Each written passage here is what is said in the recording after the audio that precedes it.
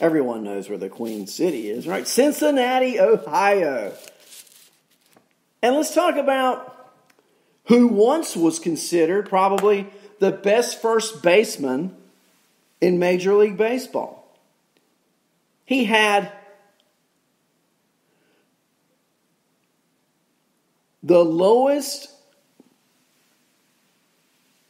RC plus 101 of his career. His strikeout rate spiked to a career high 20.2%, and his walk rate fell to 12.5%. I'm talking, of course, about Joey Superman Votto. That's right, Joey Votto of the Cincinnati Reds. Votto has hit just 27 home runs in more than 1,200 plate appearances over the past 2 seasons, and he's 36 years old. Votto says he's made adjustments at the plate, thinks he's ready to rebound in 2020.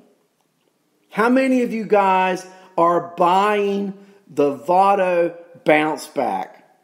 I liken the Votto bounce back to what Lenny was talking about this morning with his autographed magazine covers of Madeline DiMaggio talking about their death. Okay? Because as I have no confidence in the value of those autographs, I have no confidence in Joey Votto bouncing back in 2020. Now, maybe he does. Maybe I'm wrong. But it's not that we've had just one bad year of Votto. We've had 2. The Reds are in it to win it. I think the Reds can win the Central. And what do the Reds do if Joey Votto starts off 2020 as he finished off 2019? Does Irvin come in and play first base? Kevin Hastings says Votto will be long retired before the All-Star break.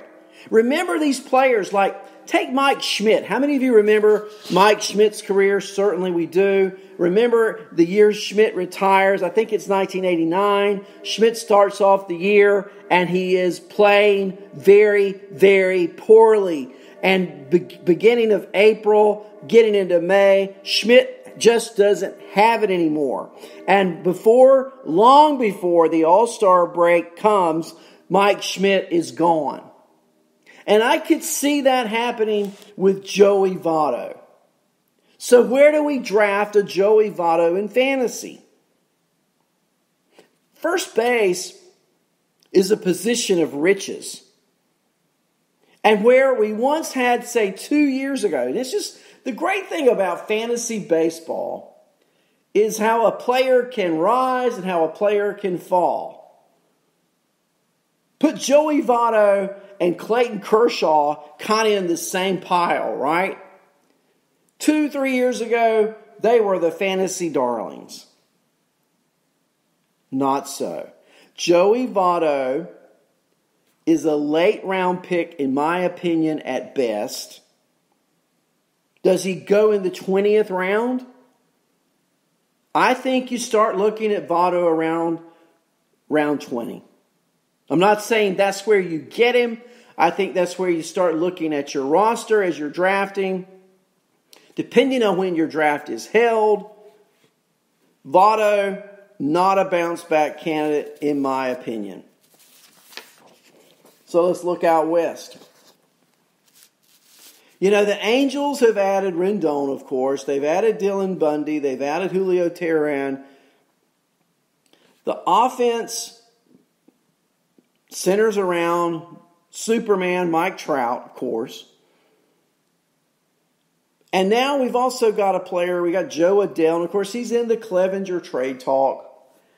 But there's also an outfielder, Justin Upton, who hit just .215 with 12 home runs and 60 in 63 games. .215. He's 32 years old. Last year, he contended with a right knee that gave him a fit. He had turf toe in his left foot, basically the whole year.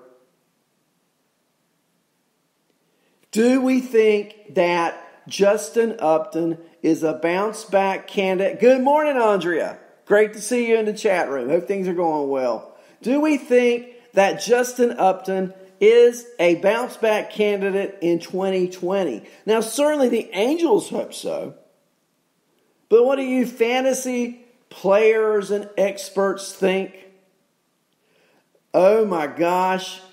If Phil Chaplin is taking Christian Walker over Votto 100 out of the 100 times, do you remember back when, okay, some of you guys don't remember this at all, back when LBJ was president, and LBJ made this comment, basically, or the comment was made, when LBJ lost Cronkite, he lost the election.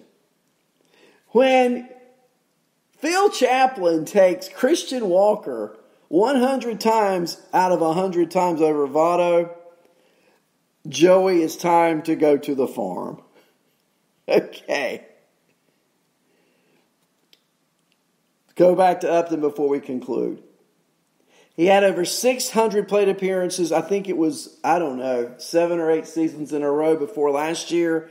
The injuries hit. Here's my concern with a 32-year-old who is physically compromised. It doesn't get easier. Having been 32, it doesn't get easier.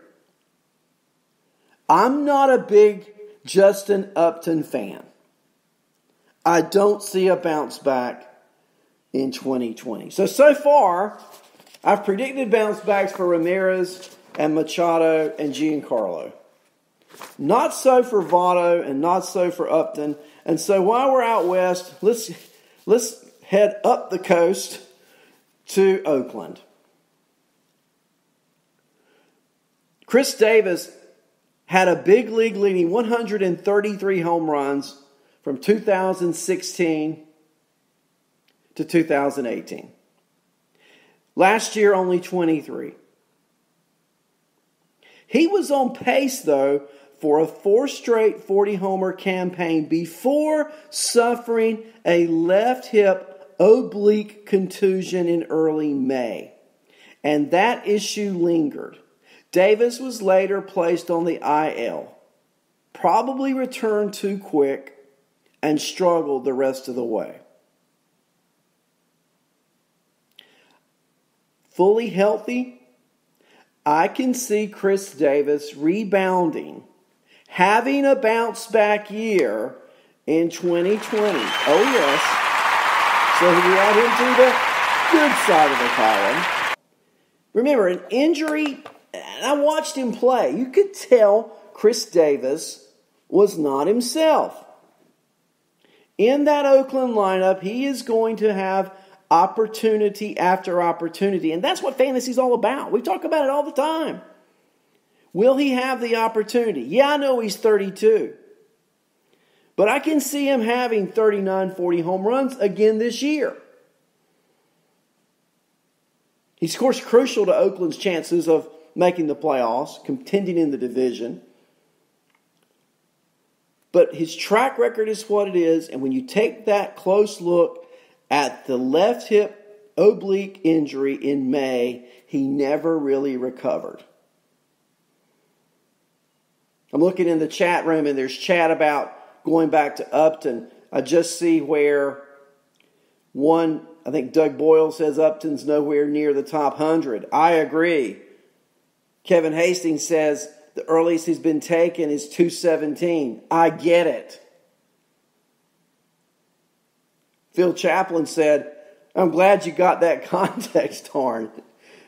Going back to the Christian Walker. And I know that Phil Chaplin is not a Christian Walker guy. That's a little insight there, that I have working with my buddy. I know he's not a Christian Walker guy. And anytime he says I'll take Christian Walker 100 out of 100 over another player, I want nothing to do with the other player.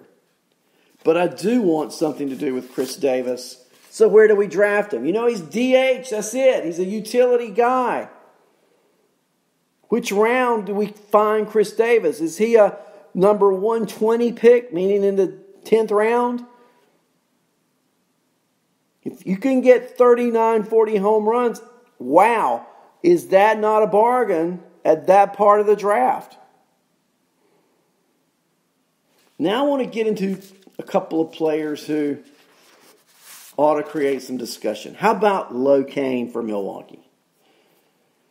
Now we know Lorenzo Cain is a standout in center field. He won his Gold Glove, but he dropped from a 301 average slash line from 2014 to 2018 to 260 last year. Is there a reason why? We talked about Chris Davis having the contusion, the oblique. I contribute a lot of the regression of Chris Davis to the injury and not recovering. Malpal's in the chat room. Phil Chaplin's in the chat room. Doug Boyle, Lenny, Andrea, Dale, Clarona. It's a great chat room on a Monday morning. Thank you guys for hanging around. Thank you for giving me some input on these draft picks. Lorenzo Cain dropping some 40 points in batting average. I'll tell you a trade I made. I drafted Locaine last year. I think I drafted him like 90. And early in the year, I made an offer and traded Lorenzo Cain and got Michael Brantley early in the year. Great trade for me because we know what Michael Brantley is and we know what Lorenzo Cain did. 260. 325, 372, that's his slash line. But as we dig deeper, remember, Lorenzo Cain had a right thumb injury. He had the cryotherapy procedure in June. I think he's going to bounce back. I know he's 33. But I remember, and don't forget, the fight in this player. He was a ringleader in why the Kansas City Royals won a World Series in the last decade. Remember, a decade in which the Yankees didn't win one. And now that you've lost Yasmani Grandal, Mike Moustakas, Eric Thames, the Brewers are counting on Locaine. I haven't seen reports on the right thumb injury. If the right thumb injury, if he's fully recovered from that, I think he has a bounce back year. And so if he bounces back, where do we draft Locaine? Remember, I got him at pick 98 last year. Is he before or is he after? I just saw that too, Lenny. Mike McCarthy supposedly has been hired by the Dallas Cowboys as head coach. And how about the playoffs this weekend, those games? And who's happy New England's out other than me? Yes! No more Patriots to talk about in 2019 and 2020. Yes! I've had it with the Patriots. Let's move on. I want to see the Titans win. I want every underdog to win. I want to see Seattle win this coming week. I want to see the Titans win. I think it'll be a great thing for all these underdogs. How about the Viking game over the Saints? Did you guys watch that pass Cousins throws to Thielen to set up the game-winning touchdown? And then they talk about that call that wasn't called. Okay. The NFL, let them play football, right? Don't make a rule for everything. You got to use your best judgment. I'm looking at the play. The New Orleans defender, he's pushing off on the receiver. And then after that, the receiver pushes off on the call negating penalties, whatever you got to do, but let it go. The biggest contact I saw was a New Orleans defender pushing off on the tight end for the Minnesota Vikings. Will the NFL learn? Let them play football.